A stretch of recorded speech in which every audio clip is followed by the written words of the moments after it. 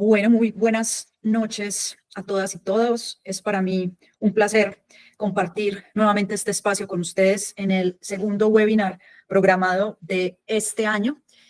Gracias a todas las personas que están hoy conectadas. Siempre es un placer para nosotros en Curativa tener personas de Colombia, obviamente, pero veo conectadas a personas de Argentina, de Costa Rica y de Ciudad de México. Así que qué maravilla que tengamos la oportunidad de compartir este conocimiento, de estas revisiones de literatura y sobre todo de la experiencia clínica que vamos adquiriendo. Hoy nos va a acompañar el doctor Juan Guillermo Maya Toro, quien es médico y cirujano general de la Universidad de Antioquia, especialista en terapéuticas alternativas y farmacología vegetal de la Fundación Universitaria Juan N. Corpas, y tiene un posgrado en bio-neuroemoción del Instituto Corbera, con una amplia experiencia como médico de urgencias y en la práctica médica privada. Con Juan venimos trabajando en equipo desde el 2019 y se nos ha unido a nuestro equipo directamente para apoyarnos en todos los procesos de atención de pacientes, de diseño y elaboración de productos y de difundir este conocimiento.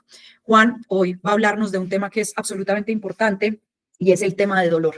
Así que, Juan, el auditorio es tuyo y estamos aquí listas y listos para escucharte. Perfecto, buenas noches, ¿cómo están? Espero que estén muy bien. Primero que todo, muchísimas gracias por el espacio, por la invitación. Para mí es un placer poder compartir con tantas personas interesadas en el tema y sobre todo que cada vez seamos más, que empecemos a difundir este conocimiento y empecemos a hacer de este tipo de medicina y alternativas o herramientas que nos da la medicina algo cotidiano, que es lo que debería ser desde hace muchísimo tiempo. ¿Estamos ahí en pantalla completa ya, Doc? Sí, Juan, perfecto, súper. Perfecto. Bien, entonces, como decía la invitación, la idea de hoy es tocar un poco tópicos referente a la modulación del sistema cannabinoide en personas con dolor crónico. Esta patología es una patología que ya no es solamente un síntoma, sino que como tal es una condición clínica que debemos afrontar diariamente en nuestros pacientes, cada vez más frecuente, común, limitante y costosa para el sistema. Primero que todo, ¿qué es el dolor? La Asociación Internacional para el Estudio del Dolor en el 2020 describe el dolor como una experiencia personal influenciada por factores biológicos, psicológicos o sociales. Depende de lo que yo tenga como experiencia, va a ser mi interpretación de ese dolor. Para algunos va a ser algo placentero y motivo antes de regocijo, para otros va a ser motivo de sufrimiento y de limitación. El dolor básicamente es la nocicepción de fenómenos diferentes. Para algunas personas, si no hay dolor, no hay ganancia, pero para otras el dolor es un objeto de sufrimiento y de bastantes limitaciones para su vida diaria. Las personas aprenden el concepto de dolor según las experiencias traumáticas o placenteras que hayan tenido en la vida. Y si una persona manifiesta una experiencia dolorosa, debemos respetarla como tal. ¿Por qué? Porque definitivamente muchas veces con médicos o personas en el área de la salud, sobre todo yo que trabajo en el área de urgencias, nos damos cuenta con frecuencia que menospreciamos el dolor del otro. Y eso es de lo adecuado a una mala práctica, porque ¿qué medidas tenemos para saber cuánto realmente está doliendo? Aunque el dolor usualmente cumple como una función adaptativa, puede tener efectos adversos en la funcionalidad y en el bienestar de la persona, tanto en el bienestar físico como social o psicológico. Una de las maneras de expresar dolor puede ser la manera verbal, que es la más común, pero en las personas que tienen limitación o incapacidad para manifestarse, pues debemos también tener como esa habilidad y esa sensibilidad de acercarnos y tratar de identificar hasta dónde son esos niveles o limitantes de dolor. Entrando propiamente en materia, que es el dolor crónico. La Organización Mundial de la Salud define el dolor crónico como un dolor persistente que se repite por más de 3 meses, que también puede presentarse aunque el cuerpo aparentemente se haya curado. Y aquí es importante hacer énfasis en la palabra aparente, porque como lo manifestaba ahora, no solamente es un dolor físico, sino que también puede haber dolores emocionales que causan molestias o causan sufrimiento en el alma del paciente. El dolor crónico puede ser considerado como primario o secundario, son las clasificaciones básicas que tenemos. Primario si hay una enfermedad en sí misma, o secundario que puede ser sumatorio a una condición de salud como un síntoma propiamente de una enfermedad, bien puede ser un cáncer, una artritis, una diabetes complicada o alguna otra condición patológica. Tipos de dolor crónico: el dolor primario, el dolor crónico por cáncer, el dolor crónico postquirúrgico o postraumático, el dolor neuropático, por ejemplo, el que se manifiesta o se presenta en diabetes ya avanzadas, el orofacial o algunos tipos de cefalea, el visceral crónico y el dolor musculoesquelético. Estas son básicamente las 7 denominaciones que tenemos para tratar de enfocarnos en los tipos de dolor. Es importante tener en cuenta que esto impacta directamente la calidad de vida. Y aquí tenemos un parámetro que son los años de vida ajustados por discapacidad. Y a nivel de estadística mundial tenemos algunos tipos de dolor que causan limitaciones en millones de años de discapacidad a nivel general, tales como el dolor lumbar, el dolor de cuello, la migraña, cada uno con números bastante importantes, como 83, 24 millones de cóndolos mencionados. Las caídas, normalmente con lesiones musculoesqueléticas a nivel laboral, que son como las más frecuentes, enfermedades degenerativas como la osteoartrosis o lesiones por accidentes de tránsito, que cada vez son más frecuentes en algunas de nuestras ciudades. Aquí tenemos la primera imagen que nos muestra ese origen y las primeras sustancias que empiezan a estar involucradas en las líneas neuronales de dolor. Una lesión del tejido va a empezar a liberar sustancias como las bradicininas, las prostaglandinas, la sustancia P, van a ser como la señal inicial que genera dolor detectado por las neuronas, señal que va a ser transmitida a la neurona del ganglio de la raíz dorsal, y posteriormente está la médula espinal. Esto para repasar un poco lo que ya todos conocemos.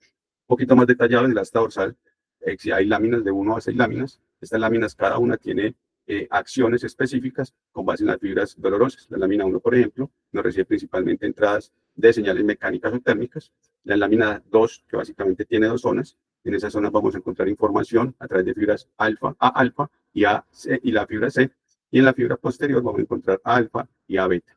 Tenemos láminas 3 o 4 donde encontramos información táctil o de presión. La lámina 6 que percibe información sensorial básicamente de los usos musculares. Todo lo que se encuentra relacionado bien sea en tendones o el músculo como tal. Todas las láminas poseen altos niveles de comunicación interneuronal, inhibidoras GABAérgicas o glicinérgicas que ayudan a modular el dolor. Recordemos que aquí en esta zona también podemos encontrar una primera respuesta que nos va a mostrar como el efecto de reflejo al dolor. Eso cuando hablamos de dolores agudos. Pero posteriormente vamos a encontrar que esa señal va a cruzar y va a llegar a niveles corticales superiores. Para repasar un poco, las vías ascendentes se transmiten desde la periferia hacia las neuronas sensoriales, y aquí vamos a encontrar que ya vamos a tener interpretaciones del dolor a nivel de tálamo y de corteza cerebral. Para repasar un poco también y empezar a ambientar un poco lo que es el sistema endocannabinoide, aquí en los diferentes tonos de verdes tenemos la cantidad de receptores, sobre todo CB1, que vamos a encontrar. En el verde más oscuro encontramos mayor cantidad de receptores a nivel cortical o algunas zonas de las amígdalas, sobre todo la basal, y niveles de menor cantidad en el tálamo o en la médula como tal. Perdón, me vuelvo acá. En la vía descendente, que ya está en azul, encontramos todas las zonas que van a influenciar la modulación del dolor. Ahí vamos a encontrar involucrada sustancia gris, la zona periacueductal, las amígdalas y la distribución, como les mencionaba, de los receptores, tanto en la amígdala central, amígdala lateral y la amígdala vasolateral. Sobre todo la amígdala vasolateral es la que va a tener la mayor concentración. La amígdala lateral y la central van a tener igualmente cantidad de receptores CB1, pero no en una cantidad tan abundante. Recordemos también que según la región donde llegue la información, pues vamos a tener interpretación, ¿sí? Tanto de corte motor como de corte sensorial, según la zona donde hayamos tenido la lesión o el estímulo doloroso. Es importante recordar también que en cuanto a la detección del dolor, tenemos diferentes etapas, o a lo que va a ser detección, transmisión, percepción y modulación. Van a ser las 4 etapas principales de esa señalización. Esa detección inicial va a estar mediada por los nociceptores que detectan el estímulo dañino, van a estar mediados con lesión e inflamación y van a generar una señalización eléctrica. Esa señalización va a tener una transmisión, inicialmente ganglio basal, médula espinal, luego va a ascender por toda la médula del tronco encefálico a llegar hasta el cerebro, donde va a estar la interpretación del dolor. Esa interpretación de la señal va a ser, como les mencionaba anteriormente, según lo que para nosotros haya sido un dolor anteriormente, en severidad o en respuesta, y la modulación del dolor que va a estar mediado tanto por la experiencia como por la cantidad de neurotransmisores que se generen para ese momento. Aquí les voy a dejar como un pequeño glosario cuando se habla del sistema endocannabinoide y todas sus partes. Pues tenemos una gran cantidad de siglas. Esta presentación se las podemos compartir y para que lo tengan en cuenta a la hora de estudiar el tema propiamente. Cuando hablamos del sistema endocannabinoide, pues hablamos de todas sus partes. Inicialmente tenemos unos generadores, tanto el ácido araquidónico como el EPA. Vamos a tener unas enzimas que van a generar la anandamida y el 2-AG. Esto va a generar respuesta en los receptores CB1 y CB2, pero recordemos que ya tenemos un conocimiento mucho más amplio donde van a estar influenciados por muchos otros tipos de receptores.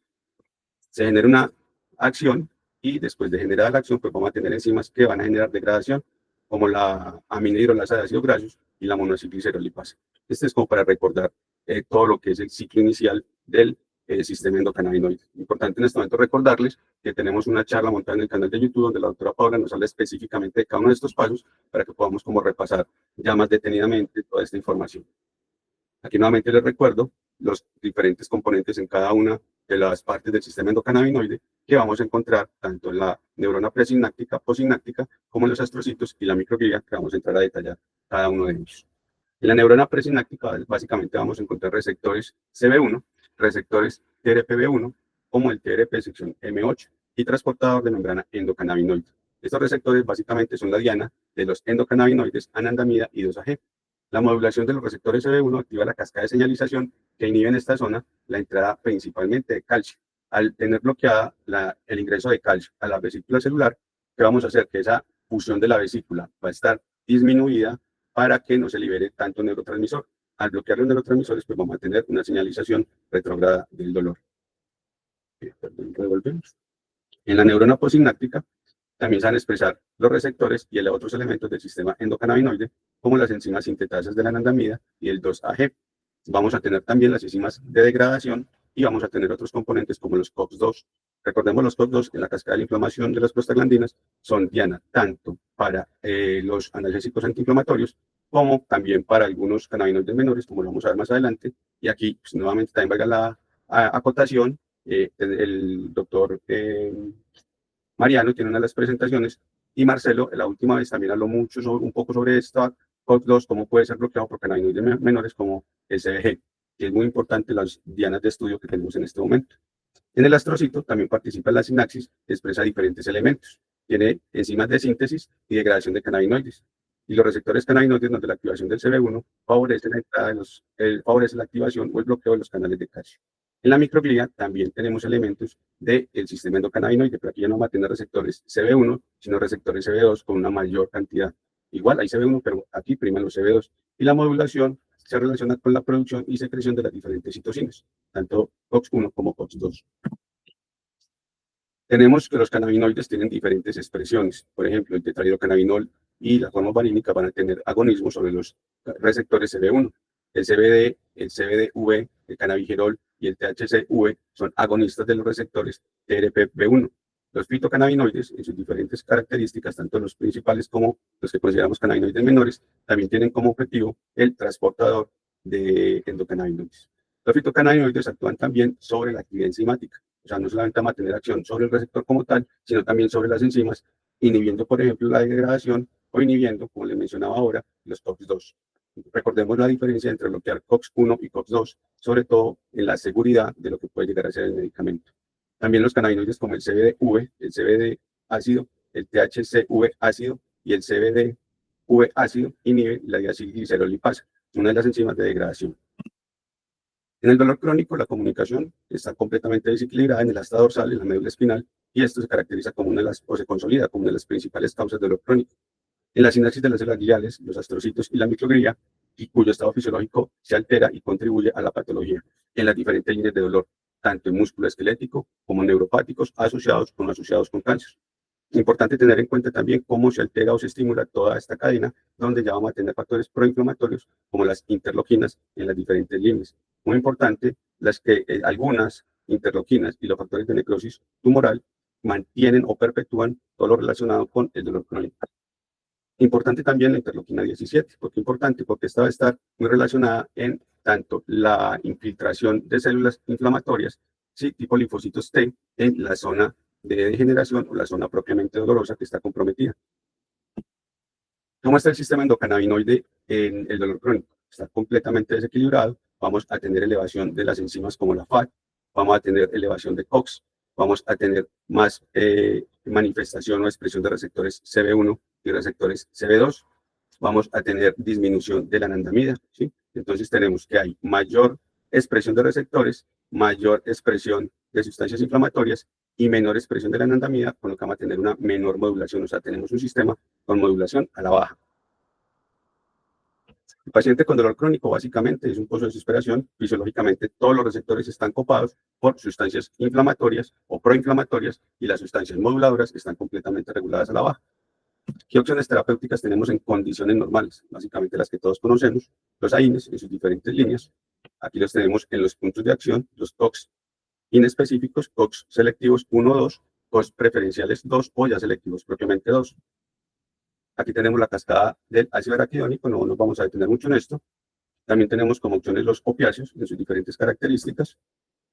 Y lo que finalmente terminamos utilizando son los antidepresivos tricíclicos, los inhibidores de la recaptación de la serotonina y otro tipo de sustancias moduladoras de dolor o ya propiamente de acción emocional.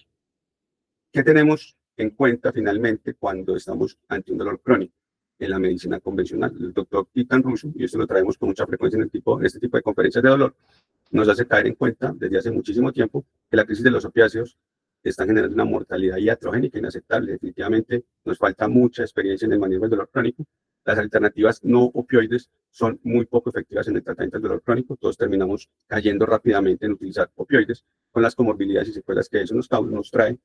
No hay datos que respalden la seguridad o eficacia de este tipo de tratamiento a largo plazo y sabemos que estos pacientes pues, van a recibir tratamiento por muchísimo tiempo. El horizonte es desesperanzador porque no hay nuevos medicamentos de la medicina alopática convencional. Cada vez son más personas que llegan a este tipo de condiciones clínicas sin condiciones terapéuticas específicas. Los estudios observacionales y encuestas demuestran repetidamente que el dolor principal o el dolor es la principal indicación médica para el consumo de cannabis. Desafortunadamente, nuestros pacientes caen en este consumo de manera experimental. La mayoría de las veces no llegan de manera asesorada adecuada y ningún medicamento tiene éxito comercial a menos que el paciente perciba mejoría con su uso. Aquí se cierra el ciclo. Si el paciente no tiene información, pero él, por la experimentación o por el conocimiento popular, llega a sustancias como el cannabis y encuentra mejoría, pues básicamente se va a quedar ahí, pero de manera desinformada y llegando a tener los efectos iatrogénicos que no queremos que presente el paciente. ¿Qué nos ofrece la terapéutica con cannabis propiamente? Y aquí llegamos al pool del asunto. Si revisamos una de las herramientas que tenemos más importantes ahora en cannabis, tenemos que cada vez son más los estudios respecto al dolor crónico. Primarios, tenemos 286, estudios relacionados con dolor crónico, tenemos 298, con un total de 584 estudios referentes al tema. Importante de esto es que tenemos 35 metaanálisis clínicos, ¿sí? Esos 35 metaanálisis tienen algún tipo de seguridad que nos permiten ya ir filtrando información y nos permiten cada vez aproximarnos más a lo que necesitamos conocer referente al cannabis, al dolor crónico. Importante y que tenemos ya muy sedimentado en cuanto a la información del cannabis. Pues tenemos que el THC, tetrahidrocannabinol, es conocido como el principal compuesto analgésico. Tenemos que el THC es un agonista ya claramente conocido de CB1, CB2, reduciendo la liberación de neurotransmisores por las neuronas, especialmente el glutamato. Tenemos que el THC es un agonista de receptores TRP-M8 y agonista de los TRP-A1. Si recordamos un poquito esa información, pues vamos a ver que esto nos va a ayudar mucho a modular todo el proceso de inflamación. Tenemos que el THC genera inhibición de la COX-2, lo que conduce a un aumento de los niveles de anandamida y a una disminución de los niveles de prostaglandinas. Estas propiedades terapéuticas pues, nos van a ayudar mucho en la reducción del dolor, en la señalización de la inflamación y en la disminución de la respuesta de las células viales y respuesta de células inmunológicas. Aquí tenemos básicamente cómo funcionan cada uno de los receptores. Para unos es agonista parcial, básicamente el CB1 y CB2, agonista débil en los TPR, agonista fuerte para los TPRV2, y así tenemos especificación para cada uno. Ya los estudios de esos 580 algo estudios que les mencionaba nos dan cada vez más claridad en los mecanismos de acción. Y como es importante entender, no es solamente modular dolor, también tenemos que entender que es modular inflamación, muy importante en la terapéutica del dolor crónico, modular la neuroprotección en algunos tipos de dolor relacionado con el sistema nervioso y además controlar síntomas secundarios como la emesis, como los espasmos y muy importante en algunas condiciones cuando necesitamos hacer también modulación con la microbiota. Entonces, ahí tenemos que entrar a conceptos mucho más relevantes donde la medicina no es solamente dar una sola sustancia, sino que debemos hacer todo un séquito de tratamiento para complementar esta terapéutica que nos permita mejorar la calidad de vida del paciente. También tenemos estudios sobre el CBD. Clarísimo, tenemos que el CBD contribuye a la disminución de los síntomas del dolor crónico. El CBD mejora la sensación de dolor patológico por el aumento de los niveles de anandamida debido a la inhibición de la fosfoxidhidrolasa y la actividad agonista sobre los TRPV. El CBD también disminuye la expresión de los receptores CB1 en las regiones de la matriz del dolor, que regula positivamente en animales sometidos a modelos de dolor crónico. Como se habla mucho de esto, todavía sigue a nivel experimental en animales, pero a nivel ya propiamente de uso, podemos notar muchas de estas características por la mejoría de los pacientes. Sabemos que es muy importante no utilizar aislados. Para los que hacemos uso cotidiano del cannabis, es cada vez más claro y con mucha más certeza que el uso del cannabis o la planta de cannabis con sus diferentes componentes, cuando se usan juntos, traen muchos beneficios. Y la combinación, por ejemplo, de THC-CBD es sinérgica en sus efectos positivos, reduciendo los efectos secundarios del THC. La administración juntos también disminuye la disforia, la ansiedad, los ataques de pánico, los efectos psicoactivos del THC que pudieran llegar a presentarse. También se describe que el CBD, compite con el THC por los sitios de unión en las enzimas degradadoras a nivel del hígado. Esto inhibe la hidrolización del THC, lo que prolonga la biodisponibilidad de este y por tanto pues vamos a necesitar menos cantidad de la sustancia como tal. Es muy importante saber que en la medicina donde utilizamos cannabis no solamente es CBD o THC, sino que también tenemos cada vez más conocimiento sobre los cannabinoides menores.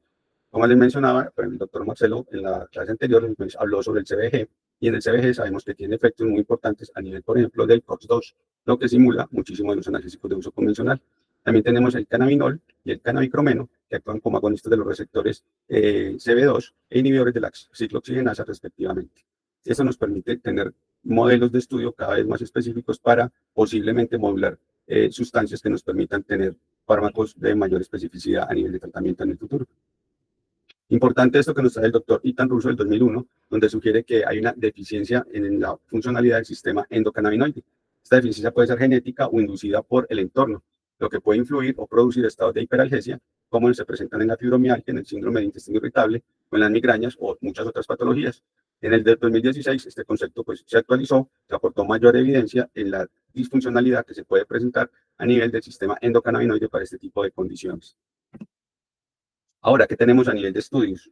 El cannabis y el uso médico versus los opioides, ¿sí? Tenemos una revisión, un metaanálisis donde se hizo un seguimiento en 90 ensayos, se incluyó 22.028 pacientes, se hizo seguimiento o observación entre 28 y 180 días, y con un nivel de evidencia que mostraba una certeza moderada, mostró que los opioides proporcionaban pequeñas mejoras en el dolor, el funcionamiento físico y la calidad del sueño versus el placebo. También con un nivel de evidencia de certeza baja moderada, respaldó los efectos similares para el cannabis versus el placebo. Ninguno de los efectos de los tratamientos fue más efectivo que el placebo para el funcionamiento en el rol social o emocional. Todo esto con un nivel de evidencia de certeza alta o moderada. También con un nivel de certeza en la evidencia moderada, mostró que probablemente hay poca o ninguna diferencia entre el cannabis o para uso médico y los opioides en el funcionamiento físico. El cannabis presentó menos interrupciones debido a eventos adversos versus los opioides. Con un nivel de evidencia de certeza baja, se sugirió poca o ninguna diferencia entre el cannabis y los opioides para el alivio del dolor o la calidad del sueño. En conclusión, este estudio del 3 de enero del 2024 nos trae que el cannabis para uso médico puede ser igualmente eficaz y dar lugar a menos interrupciones de tratamiento que los opioides para el dolor crónico no relacionado con cáncer. Protocolos. En curativa no somos muy dados a los protocolos, definitivamente para nosotros cada paciente es un mundo, pero ya la ciencia nos está trayendo también este tipo de revisiones, donde utilizando un proceso Dolphin modificado encontraron recomendaciones basadas en el contexto de expertos. Este contexto de expertos fue un grupo que se reunió para Estados Unidos y Canadá, donde proporcionaron como las primeras bases de cómo realizar el procedimiento para pacientes que ya están con consumo alto de opiáceos, poder entrar a suministrarles cannabis de una manera adecuada sin que haya un fallo y poder tener una buena respuesta. Básicamente, dentro de sus recomendaciones, lo que nos permiten traer o poner en práctica es lo siguiente. Primero, ¿en qué paciente utilizarlo? Ellos tuvieron en cuenta pacientes con dolor crónico, que obviamente están en tratamiento con opioides y que no alcanzan el objetivo del tratamiento. También utilizarlo en pacientes que experimentan o presentan complicaciones relacionadas con los opioides, a pesar de las intervenciones adicionales, tanto psicológicas como físicas. La siguiente pregunta es, ¿cómo hacerlo? Básicamente inician con el uso de extracto oral. Ellos utilizaron principalmente el CBD durante el día y consideraron utilizar la adición del THC inicialmente en la noche. Comienzan con una dosis de 0.5 a 3 miligramos y sugieren ir aumentando 1 a 2 miligramos 1 a 2 veces por semana hasta llegar a los 30 a 40 miligramos al día. Ahí ya tenemos qué pacientes son candidatos para utilizarlo y cómo empezar a utilizar el cannabis. Ahora, ¿cómo empezar a modificar los opiáceos? Básicamente recomiendan iniciar la reducción gradual de los opioides cuando el paciente informe una mejoría leve o importante en su funcionalidad, busque menos medicación según sea necesario para controlar el dolor o haya optimizado la dosis de cannabis. O sea, si ya estamos llegando a una dosis óptima de cannabis, podemos empezar a disminuir el uso de opioides o el mismo paciente por sí solo empieza a buscar menos o a recurrir menos al uso de los opioides. ¿Cómo modificar el uso de los opioides? Pues la pauta de reducción que ellos sugieren es hacerlo de manera gradual, aproximadamente entre el 5 y el 10% de la dosis equivalente de morfina, disminuyéndola cada 1 a 4 semanas. Y los indicadores de éxito, básicamente se mejoría en la funcionalidad y en la calidad de vida, una reducción mayor o igual al 30% de la intensidad del dolor, una reducción mayor o igual al 25% en la dosis de opiáceos y una reducción en la dosis de opiáceos como tal menor o a un uso menor a los 90 miligramos y una reducción de los eventos adversos relacionados con los opiáceos. Este es como el primer intento de protocolización de cómo un paciente que esté con una dosis muy alta de opiáceos, que no esté teniendo respuesta, podamos empezar a utilizar cannabis y poderlo ir desmontando. Ahora, cuando hablamos de cannabis, no solamente debemos quedarnos en cómo funciona, por qué funciona a nivel del paciente, también es muy importante tener responsabilidad social en su uso. Y aquí tenemos un estudio muy bonito que me llamó la atención y es un análisis económico temprano del cannabis medicinal para el tratamiento del dolor crónico.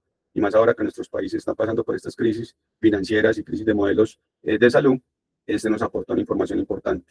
Básicamente se desarrolló un modelo costo efectivo temprano para estimar el impacto de prescribir cannabis medicinal o productos de cannabis medicinal, solo o combinados con analgesias o fisioterapia, además de terapia cognitivo-conductual. Esto fue un estudio de un año en el Reino Unido.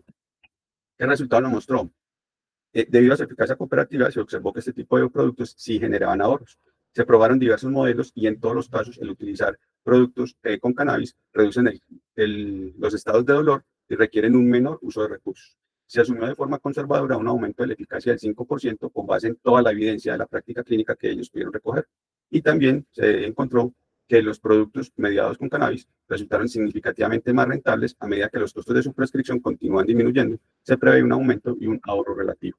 En conclusión, estos hallazgos resaltan el importante ahorro de costos de los productos con cannabis, pueden representar el tratamiento de pacientes con dolor crónico y los beneficios para los proveedores de atención médica, como en el tratamiento de la población de difícil tratamiento.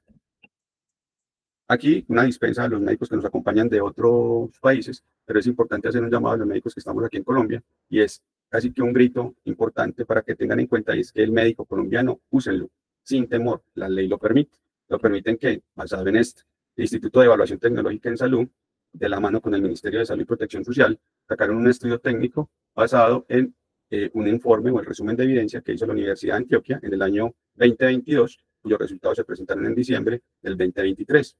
Encontró esto, que en Colombia, a partir del 2023, cubiertos por el sistema de salud, podemos tener estas condiciones para ser tratadas con cannabis. Hago un llamado de atención a estas 5 condiciones: fibromialgia, dolor neuropático, dolor lumbar, dolor crónico no oncológico y dolor oncológico. Como sabemos, todas estas condiciones entran en cronicidad, entran en manejo del convencional que ya vimos, AINES, opiáceos y otro tipo de sustancias, y ya podemos utilizar como o tener en nuestro panorama como una de las opciones terapéuticas el uso de cannabis permitido por la ley. Así que hagamos caso también de lo que tenemos a la mano y démosle uso. Por acá les traigo un caso clínico en el que podemos evidenciar de manera no tan clara ni tan tajante como nos lo proponían en el protocolo, pero es importante ver cómo ya de alguna manera lo veníamos aplicando sin que se hiciera como toda esta protocolización tan evidente, pero el uso de la planta nos fue llevando a eso, como el poder tener una práctica clínica donde la observación del paciente sea nuestra razón de ser, nos permite llegar a las conclusiones que la evidencia posteriormente basada en la práctica se va a generar. Y traigo el caso de una paciente femenina de 54 años, casada, ella perdió el trabajo en pandemia, básicamente era cocinera, 3 hijos, un hombre de 35 años, una mujer de 29, y su segundo hijo tuvo una muerte violenta de 18 años. Consultó por un cuadro que inició para ese momento 2 años antes, hormigueo y calambres en la planta del pie derecho. 2 meses después se tornó bilateral con calambres y entumecimiento. Por esos días llevaba 2 años sin control en la EPS, básicamente una EPS subsidiada del sistema de salud, por lo que consulta se halla descompensada en su azúcar, se halla también su presión descompensada, la hospitalizaron 5 días, luego de lo cual le envían medicamentos de control. Básicamente para el dolor le mandan acetaminofén y carbamazepina. Refiere que mejoró parcialmente por aproximadamente 3 meses, cuando se agudizan nuevamente, presentando calambres, sensación de punzada en los pies y las piernas, y ahora las sentía pensadas, las sentía entumidas, y consultan nuevamente, aumentan la dosis de carbamazepina y acetaminofén, le agregan fluoxetina, le enviaron electromiografía, esta electromiografía tardó 6 meses en ser realizada. Cuando tenemos el resultado, tenemos una neuropatía diabética. Hace 8 meses le habían enviado múltiples tratamientos, dice que nada le sirve para el dolor, presenta molestia cada vez mayor, además los medicamentos le caen mal, dice que se siente dopada, con mareos, boca seca y en ocasiones visión borrosa. Es clara que consulta porque está desesperada, tiene miedo de terminar con amputación y además de eso las drogas le hizo que mataran a su hijo. No quiere que la pongan a fumar ni que la traben. Aquí ya tenemos claramente una presión hacia la opción terapéutica que le ofrecemos. Es una paciente sedentaria, solo camina cuando sale de compras, está tomando conciencia de su dieta, hace 3 años ha hecho varias dietas, pero no baja de peso. Además, algunos alimentos como los lácteos, algunos granos le caen mal, dice que le producen muchos gases. Toma poco líquido, agua solo con las pastillas, las deposiciones son cada 2 a 3 días y son con dificultad.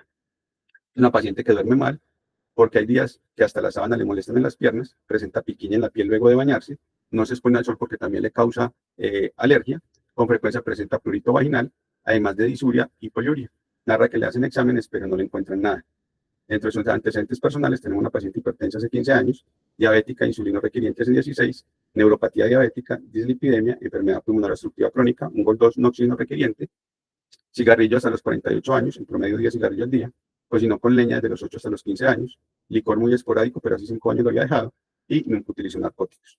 Para ese momento, pues claramente una paciente polimedicada, con rosuvastatina, diferentes tipos de insulina hipoglicemiantes, antihipertensivos de diferente línea, inhaladores, moduladores del dolor y analgésicos de diferente línea también, y protección gástrica.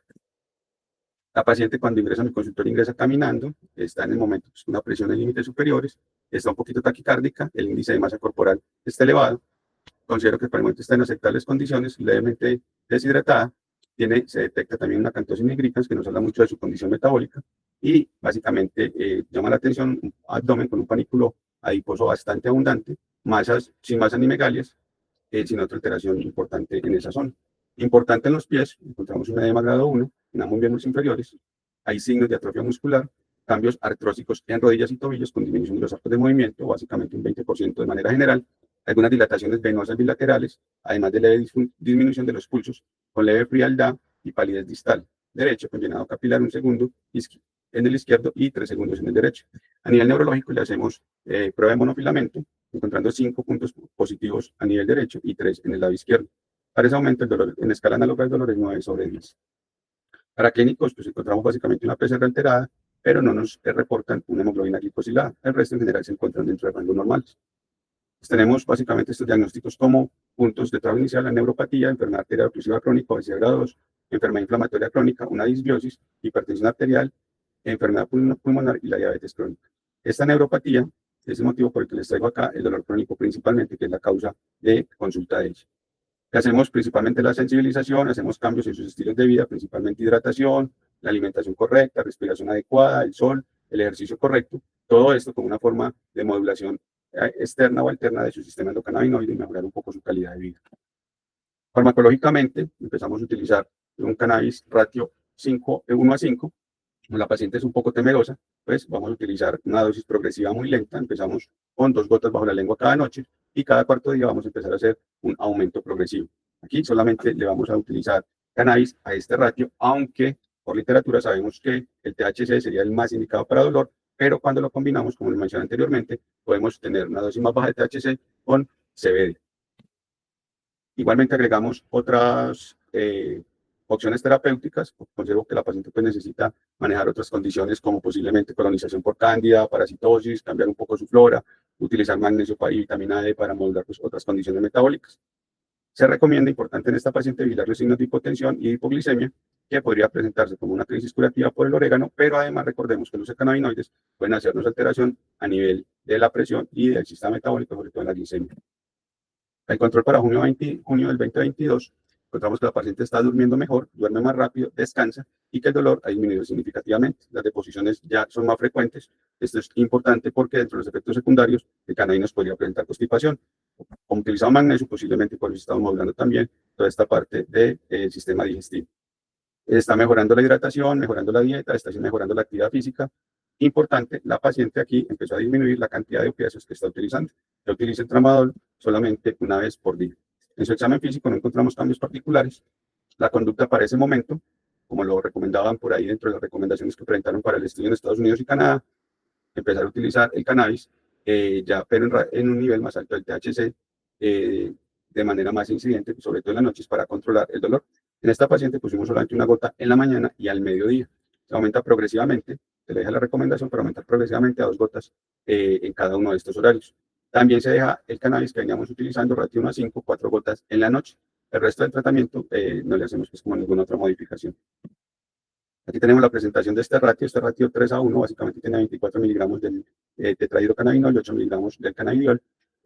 Nos permite hacer tanto el manejo sostenido en el dolor crónico como en tratar algunas crisis. Para septiembre del 2022, esta paciente ya duerme muchísimo mejor, prefiere que está con más energía, su índice de masa muscular está disminuyendo, tenemos que está con mejoría del pulso medio como un hallazgo clínico. Aquí, como acotación inicial y paralelo a lo del manejo del dolor, también sabemos que el cannabis por algunas vías metabólicas nos puede mejorar un poco lo que es la funcionalidad en el endotelio y a través de eso puedes tener una recuperación a nivel de la circulación. Posiblemente podamos atribuir esta mejoría del pulso medio al uso de cannabinoides como un poco el proceso de limpieza que se hizo con el orégano y otras sustancias que utilizamos. Si hacemos la prueba de monofilamento, también vemos que hay recuperación de todo ese sistema neuromuscular. posiblemente por las características de neuromodulación que nos brinda el uso de los cannabinoides. En el monofilamento, del lado derecho, encontramos solamente 2 puntos de 10 y del lado izquierdo un punto de 10. El dolor para el momento es 3/10. Normalmente estos pacientes ya no necesitan como un control tan frecuente y tan periódico, casi siempre los terminamos viendo cada 2 años, cada año, cada 2 años. El paciente vuelve en enero del 2023, aunque dice que se despidió por la temporada festiva, pero sin embargo no hay un deterioro de su condición. La paciente presenta algunas mejorías bastante importantes, no tenemos retrocesos. Y para el 2024, aunque la paciente sigue utilizando sus hipoglicemiantes, tanto las insulinas como el hipoglicemiante oral, sus antihipertensivos, utiliza los inhaladores, tenemos la paciente con una dosis ya estándar en el ratio 3/1 de 2 gotas cada 8 horas. Ya para ese momento la paciente no tiene miedo en el uso del cannabis, ni tiene ninguna prevención de que se vaya a volver adicto además. Y en, en el ratio 1/5 ya está con 6 gotas en la noche. Finalmente terminamos haciendo un mayor uso del THC y solamente en la noche, que nos permite modular el sueño y modular otras condiciones, un mayor ratio del CBD. Bueno, eso es lo que tenía para traerles en la noche de hoy. Ahora la idea es que abramos el espacio de preguntas y podamos insertar un poco al respecto. Perfecto, Juan. Muchísimas gracias. Me parece muy interesante como la revisión que hiciste al inicio del tema de dolor, porque creo que cada vez que queremos entender el uso de cannabis, obviamente hay que entender la fisiopatología de todo lo que estamos tratando, porque si no nos vamos a volver en unos simples prescriptores con el fracaso que esto tiene. Entonces, creo que hoy en esas diapos iniciales, cuando uno entiende que uno de los receptores más importantes en las vías ascendentes del dolor es el receptor CB1 y que ahí también tenemos un receptor TRPV1, entendemos el papel protagónico del THC que luego en la parte clínica con esta paciente lo estás como mostrando.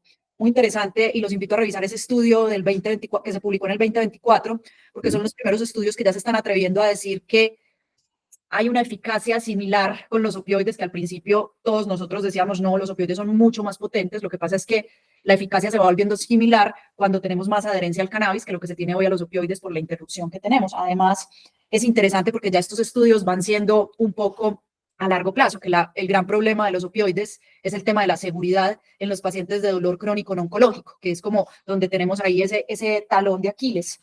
Muy interesante que revisen también el del tema del modelo económico. Eso es todo lo que se está haciendo en Inglaterra con el proyecto que tienen David Nutt y Anne Slack, que son los que están hablando de medicina del mundo real. Es decir, ellos, además de que están publicando las cortes de pacientes, porque todo paciente que ingresa ya al sistema y al uso medicinal, no se exige que tenga que ser X o Y producto, sino que la idea es que pueden contar con cada producto que usan que tiene allí. Y es algo muy interesante lo que estos autores, les recomiendo mucho Anne Slack, Hans Clark, están hablando mucho de todo este tema de medicina del mundo real y de lo comparativo y ya con el largo plazo. Frente a la paciente que presentas, pues es muy interesante porque vivimos en el país donde el cannabis fue la mata que mata y tenemos muchas historias de vida donde gracias como a todo el tema de la guerra contra las drogas, la gente le tiene muchísimo miedo y piensa que un hijo murió por una droga. Y traigo aquí una frase que le escuché a un profe que me encanta, que es Oscar Párez, que dice, las drogas no son en sí peligrosas, el peligro de las drogas es que estén prohibidas. Entonces, creo que es el mensaje que le tenemos que ir llevando a la gente y una manera de iniciarle a un paciente como esta paciente es iniciar un extracto de más CBD, pero el tiempo dará la razón cuando ella entiende que hay THC y que no se va a volver adicta y que no va a haber ningún problema de los que ella tiene en su cabeza por la mala educación que nos dieron.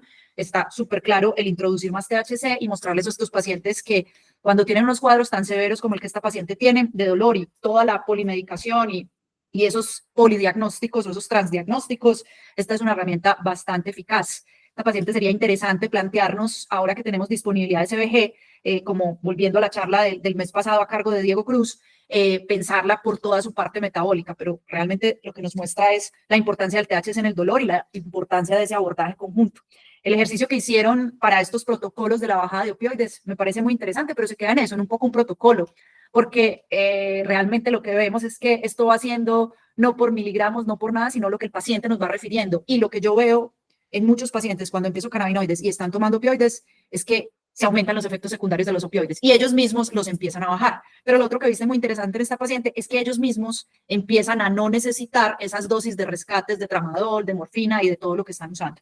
Así que bueno, no, súper interesante. No sé si el profe Mariano quiera agregar algo y si haya preguntas en el público. Buenas noches a todas y todos. Lo primero, un placer estar aquí, como siempre. No sé, yo últimamente estoy leyendo literatura y hay autores que opinan que los opiáceos opioides realmente son eficaces para el dolor, pero en algunos tipos de dolor muy, muy concretos. Es decir, opinan que hemos estado haciendo mal uso de los opiáceos opioides, incluso por indicación médica, aparte de estas prescripciones que han llevado a este desastre en Estados Unidos, por ejemplo. Pasa que aquí hay muchos factores implicados. Hay corrupción por parte de farmacéuticas, hay muchas cosas por ahí. En definitiva, y por mi experiencia, yo os aportaré al final, los estudios están ahí, todos los podéis leer, pero lo que más queremos impactar es en los que no habéis empezado a trabajar con cannabis. Lo que ha dicho Juan, no tengáis ningún miedo, realmente. La historia es falsa. La de tener miedo al cannabis es una historia realmente falsa. Nunca mató a nadie, todavía una intoxicación aguda por THC, de planta, de origen herbal o sintético para uso en humanos. Esto también es otro tema que no entraremos, pero está por ahí también. Tenemos que ser conscientes de qué productos usamos, lo que ha dicho Juan. Los productos son fundamentales para un buen resultado en el tratamiento. Y nada más, insistiros, el uso de cannabis es muy seguro, muchísimo más seguro que la mayoría de moléculas de origen farmacéutico que hemos estado usando durante nuestra vida profesional. Yo las he usado también, equivocadamente, porque hay otras vías, hay otras herramientas para tratar el dolor probablemente igual de eficaces, seguras y asequibles. El cannabis tiene que ser finalmente un producto que no tiene que ser muy costoso. Lo que pasa es que, como siempre, son muchos los factores. Pero, chicas, chicos, usar cannabis de verdad sin miedo, cuidado, con cordura, como indicamos siempre. No hay que tener mucha prisa. Los tiempos biológicos son más lentos de lo que queremos. Queremos todo al momento y no, tenemos que dejar que el cuerpo también se defienda y responda probablemente, ayudado por algo. ¿De acuerdo? Finalmente, insisto, el cannabis es muy seguro si lo usamos bien y vale la pena realmente tener esta herramienta para poder ayudar y mejorar la calidad de vida de muchos pacientes, de sus familias y de su entorno. De acuerdo. Hay algo interesante ahí, Juan, que también lo mencionaste y para todas las personas que están en Colombia y afuera, cuando salió esa resolución, si no estoy mal, fue diciembre del 2022 o diciembre del 2023, donde se incluían las fórmulas magistrales dentro del plan de salud en 9 condiciones clínicas. Nos pusimos muy felices porque pensamos que eso iba a ser una realidad. Desafortunadamente, eso no ha pasado, porque lo que se nos olvida ahí posterior es que para que el usuario tenga derecho a estas fórmulas magistrales a través del sistema de seguridad social, deben pasar 3 cosas, y eso es lo que no está pasando.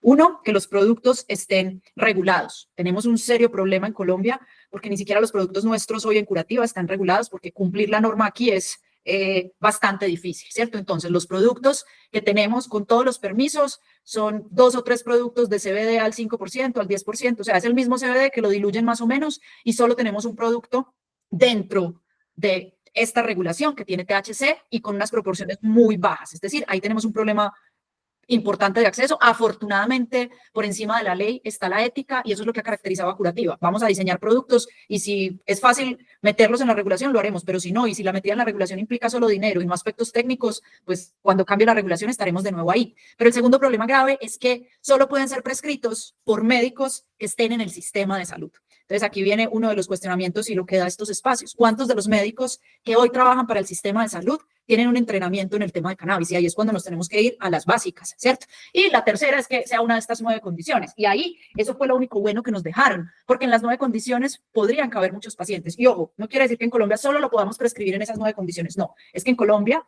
se cubren fórmulas magistrales para estas 9 condiciones, pero eso en la realidad no está pasando. No sé si tengas algo ahí tú que estás más en el sistema, pero realmente es que por el sistema de salud. Yo llegué a tener un solo paciente que se lo cubrió la EPS cuando tuvimos INVIMA, pero de resto no hemos tenido más. Bueno, ahí hay varias cosas, ¿sí? Y claramente los que hemos estado en el tema de cannabis, pues siempre estamos en el tema del filo de la navaja, ¿sí? Y sobre todo porque estamos más a favor de lo que le podemos ofrecer al paciente que a favor de lo que realmente el paciente encuentra en la farmacia. Entonces, primer punto, bien, porque la ley al menos ya se acercó al tema. Bien, porque no hay condiciones oficiales que nos permiten el tratamiento, pero sabemos, y mirando ya propiamente ese estudio revisó más de 150, 200 condiciones de salud. Estas 9 fue donde encontraron que el nivel de evidencia era fuerte y fue por lo que llegaron a permitirlo. Pero hay otras que si lo medimos por nivel de experiencia, posiblemente también califiquen muy bien ahí, ¿sí? Experiencia a nivel mundial, claro está. Ahora, tratar un paciente con cannabis no es solamente utilizar cannabis en un frasco como tal, ¿sí? La ley colombiana, ley 30 de 1986, nos permitiría utilizar flor. Y a la hora de utilizar flor, pues el paciente también tiene otras opciones como utilizar autocultivo. Obviamente aquí ya estamos tocando diferentes ámbitos legales, ¿sí? ¿Qué sería la condición medicinal ideal por la ley? Pues claro, que la ley regule estos productos para que los productos lleguen a tener los permisos correspondientes para que los médicos podamos saber qué le estamos dando al paciente. Pero si estamos buscando la mejoría del paciente en condiciones desesperadas y demás, también podemos llegar a utilizar el otro de la ley que nos permite utilizar flores que sean de buena extracción, de un uso adecuado que permita que el paciente pueda tener mejoría. Eso también está amparado por la ley. Pues ahí tendríamos que empezar a conocer un poco más de plantas, de tener flores con buena estandarización, de buenos cultivadores y demás, pero también son opciones que se están abriendo en diferentes ángulos y que como médicos pues estaríamos en condición ya no solamente de estudiar eso, sino también de estudiar un poco de plantas. Más área de estudio, pero igualmente apasionante. Todo es cannabis. Súper. La doctora Flores tiene por aquí la manito levantada, la mano levantada. Hola, muy buenas noches. Saludo, queridísima Paola, doctor Mariano. Yo quiero preguntarles a ustedes, estamos en la misma situación en México, ¿verdad? Tenemos permiso para fórmulas magistrales, pero también tenemos un tetrahidrocannabidiol pues muy bajo. Y bueno, como Paola dijo, utilizamos y hacemos lo que tenemos que hacer con el paciente. Por ética, esa palabra no la había utilizado de esa manera, pero me parece muy apropiada. Por ética como médicos, ¿verdad? Y aunque estemos infringiendo la ley, pues hay que hacer lo que hay que hacer. Lo hemos dicho, lo dijimos en el Congreso, ¿verdad, Paola? Y lo vamos a hacer. Yo lo que quisiera preguntarle a Juan, en su experiencia ante el dolor, ¿cuál ha sido la mayor cantidad de tetrahidrocannabidiol que ha usado en fórmula? O sea, yo tengo pacientes con cáncer y tengo pacientes, ¿verdad?, con dolor por diabetes o por accidentes a nivel columna, etcétera. Yo quisiera saber en la experiencia de ustedes cuál ha sido la mayor cantidad. Y dejo un saludo. Hola, saludos, doctor. Pues la verdad, si lo tenemos en cuenta en miligramos por kilo, porque obviamente en cada paciente podría hacerse diferente, pero lo tenemos en cuenta en miligramos por kilo, yo creo que solamente una vez llegué a utilizar 20 miligramos por kilo. ¿Sí? O sea, no de THC, pero un paciente que venía con dolores crónicos, un retirado de fuerzas militares de Estados Unidos, multilesionado y demás, ¿sí? Que ya tenía consumos muy altos, de hecho en flor, tipo de consumía 60 gramos de flor al día, ¿sí? Y llegué a utilizar esa cantidad, pero empecé a desmontarle, ¿sí? Eso fue lo máximo que utilicé durante 2-3 meses. Cuando el paciente ya empecé a modularle otras cosas, el paciente llegó a estar en 7-8 miligramos, perdón. Pero fue por esa condición en particular, porque el paciente venía con una adicción a flor altísima, ¿sí? Y a una flor pues con unos niveles de THC muy altos. Entonces tocó empezar desde allá y empezar a desmontar. Correcto, perdón. Pero ahí lo que estaba diciendo ese paciente es que ya tenía una tolerancia importante, ¿verdad?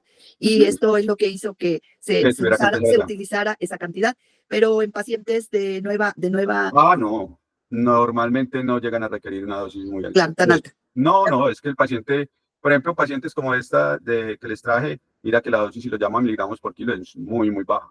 Esa paciente con 6 gotas de ese extracto estaba con 7.2 miligramos de THC aproximadamente en el día, sí, no por kilo. Ahí hay una cosa, doctora Flores, que es muy interesante, y es que yo creo que ese mismo artículo que presentaste del doctor Russo dice que en general uno no necesita más de 20-30 miligramos de THC total día, pero esto va a ser, depende del paciente.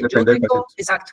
Yo tuve una paciente sin consumo previo, es una paciente con un cáncer, y es la paciente en la que más alta dosis he tenido de THC diaria, que eran 120 miligramos de THC y 12 miligramos de CBD. Dato importante en esta paciente, 0 efecto psicotrópico. Y aquí hay un tema que es muy relevante.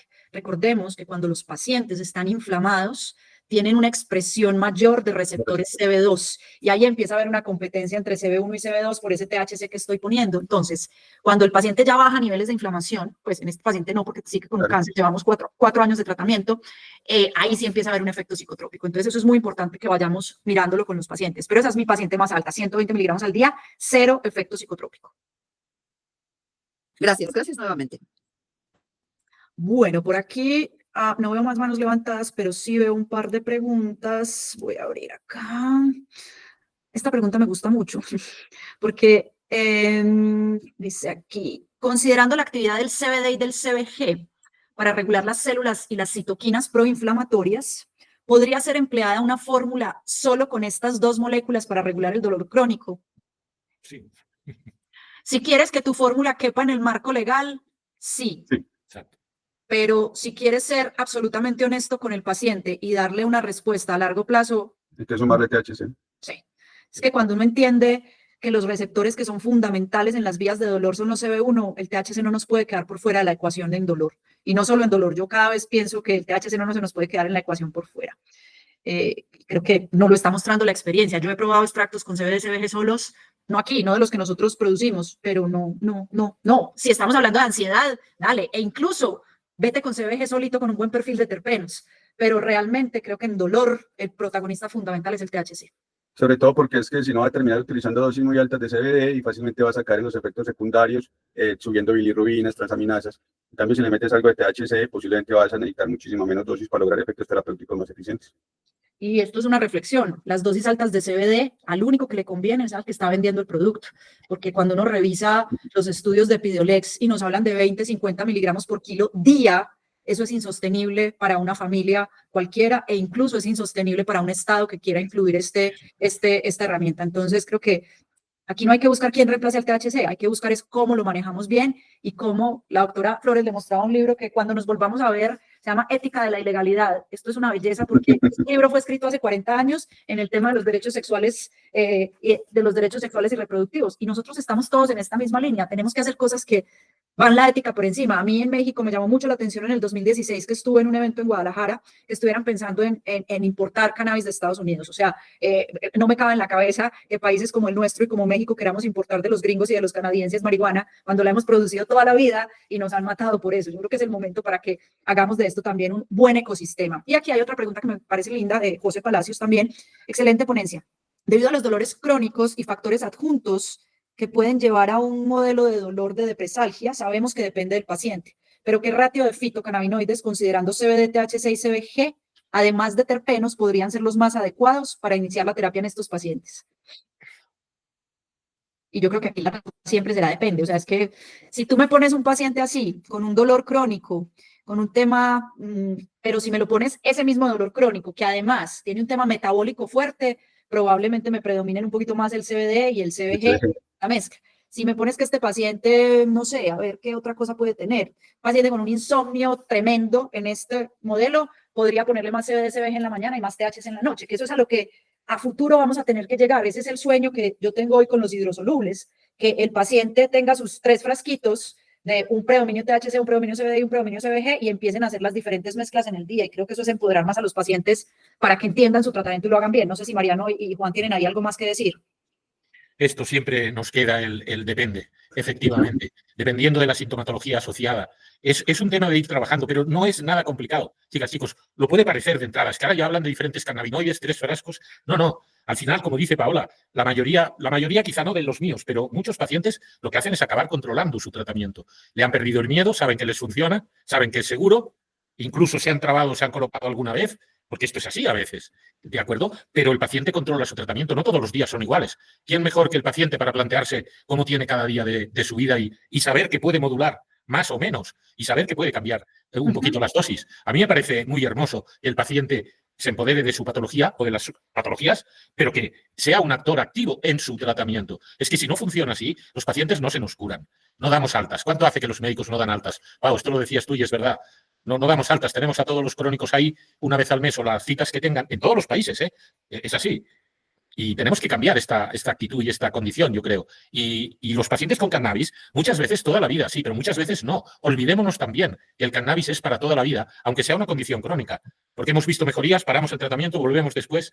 Es realmente interesante. Y como profesional de la salud, me parece mucho más interesante un tratamiento que es dinámico, que no es una dosis para todo el mundo igual. Esto es una absoluta infamia tecnológica. No puede ser eso, evidentemente. Ya lo ha dicho Juan, cada paciente es un mundo realmente. Entonces, trabajemos ese mundo. Es muy chulo, es divertido, es apasionante trabajar como médico de esta manera. De la otra manera, realmente es aburrido si lo pensamos. Sí, vamos a divertirnos con nuestro trabajo, pero generando un efecto muy positivo en la gente. Y el médico, cambiar un poco ese paradigma del médico entre Dios y el humano haciendo cosas por ahí. No. Estamos sentados al mismo nivel que el paciente y lo intentamos entender y compartir su dolor y compartir y tener compasión por nosotros y por el paciente, como tiene que ser. ¿Vale? Y siempre depende, pero trabajemos y veréis que el resultado es muy, muy, muy interesante en muchos tipos de dolor. De acuerdo. Por aquí tenía la mano levantada, no sé si José Pablo o José Palacios, o fue un error parece. Sí, aquí José Pablo al final hace una reflexión y dice, amo ser médico endocannabinoide, siempre me estoy sorprendiendo de la maravilla de los pacientes y de la planta. Sí, vemos cosas diferentes y vemos unos resultados que solo se iban a ver cuando empezáramos a hacer las cosas diferentes, porque si seguíamos con el mismo esquema, aquí no iba a cambiar. Entonces, muy importante eso. Ojalá en Costa Rica no les pase lo mismo, que se esté hablando de comprarle marihuana a los gringos y a los canadienses. No necesitamos comprarla, tenemos toda para venderles si desean, para hacerlo como se debe hacer. Bueno, creo que no hay más preguntas por aquí. Muchas gracias a todas y todos por estar hoy con nosotros, a Juan nuevamente, al profe Mariano y a todos los que participaron.